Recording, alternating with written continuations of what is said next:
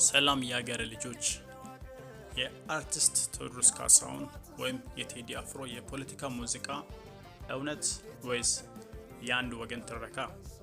ዛሬ ስለ ቴዲ አፍሮ እና በሙዚቃው ውስጥ ስላሉት የፖለቲካ መልእክቶች በሐቀኝነት መነጋገር አለብን።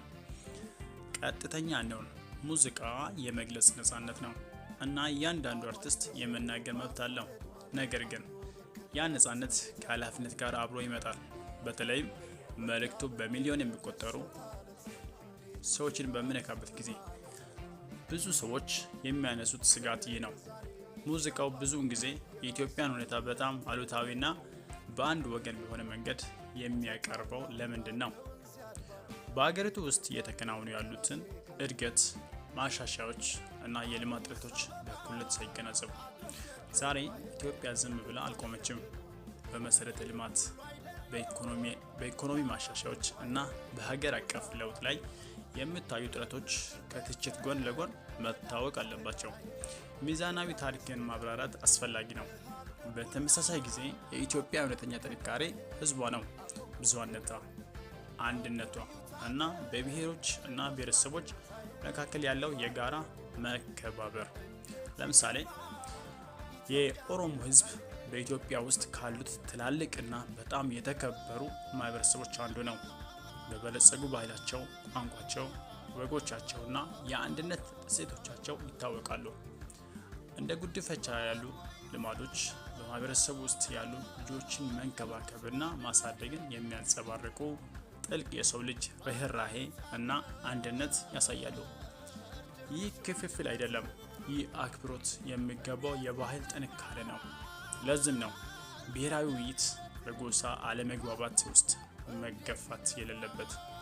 የኢትዮጵያ እድገት የሚወሰነው በአንድነት ላይ እንጂ በመለያየት ላይ አይደለም። አሁን ከሙዚቃና ከክርክር ባሻገር አመራር የአንድን ሀገር አቅጣጫ በመቅረጽ ረገድ ትልቅ ሚና ይጫወታል። አብይ አህመድ በቅርቡ በኢትዮጵያ የፖለቲካና የኢኮኖሚ ለውጦች ውስጥ ማዕከላዊ ሰው ነው።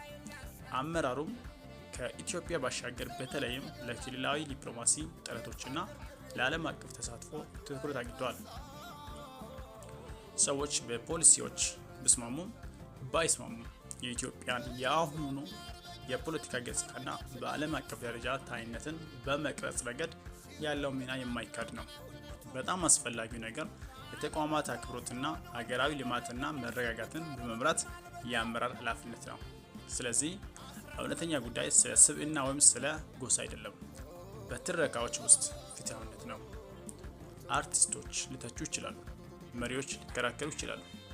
ነገር ግን ህዝቡ ሁለቱንም ፈተናዎች እና እድገት የሚያንጸባርቅ ሚዛናዊ እምነት ይገባዋል። ሙዚቃ ኃይል ነው፣ አመራር ኃይል አለው። ሙዚቃም አመራርም ኃይል አለው። ነገር ግን ከስልጣን ጋር የሚመጣው ኃላፊነት ነው። አንድነትን መፍጠር እንጂ መከፋፈል አይደለም። በመጨረሻም ኢትዮጵያ የሚያስፈልጋት የተዛባ ሳይሆን ግንዛቤን የሚገነቡ ድምጾች ናቸው። አመሰግናለሁኝ። ቻናልን ሳብስክራይብ በማድረግ ቤተሰብ እንድትሆኑ በአክብሮት ጠይቃችኋለሁ። መልካም ጊዜ